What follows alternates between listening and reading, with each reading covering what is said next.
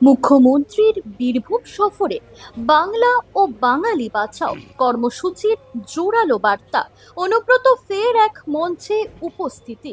রাজ্যের মুখ্যমন্ত্রী মমতা বন্দ্যোপাধ্যায়ের দুদিনের বীরভূম সফর ঘিরে উত্তেজনার পারদ চড়েছে তৃণমূল ও প্রশাসনিক মহলে। 28শে জুলাই বোলপুর গীতাঞ্জলি অডিটোরিয়ামে অনুষ্ঠিত হয়ে গেল বীরভূম জেলা রিভিউ মিটিং।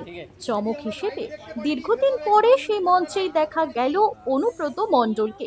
প্রশাসনিক আলোচনা শেষে মুখ্যমন্ত্রী অংশ নেন এক বিশাল পদযাত্রায়, যা শুরু হয় বোলপুর ট্যুরিস্ট লজ মোড় থেকে। বাংলা ও বাঙালি বাঁচাও এই স্লোগানকে সামনে রেখে পদযাত্রায় মুখ্যমন্ত্রী হাতে ধরেছিলেন রবীন্দ্রনাথ ঠাকুরের ছবি। হাজার হাজার মানুষের স্বতঃস্ফূর্ত অংশগ্রহণে মুখরিত হয় বোলপুর শহর। এই প্রতিবাদ পদযাত্রাকে ঘিরে নিরাপত্তার চাদরে মুড়ে ফেলা হয় গোটা এলাকা। তৃণমূল সূত্রের খবর, বীরভূম থেকেই সূচনা হলেও এ ধরনের পদযাত্রা চলবে রাজ্যের নানা প্রান্তে। আসন্ন নির্বাচন ও বাঙালিত্ব রক্ষার বার্তা নিয়ে এই কর্মসূচিকে ঘিরে রাজনৈতিক মহলে শুরু হয়েছে নয়া জল্পনা।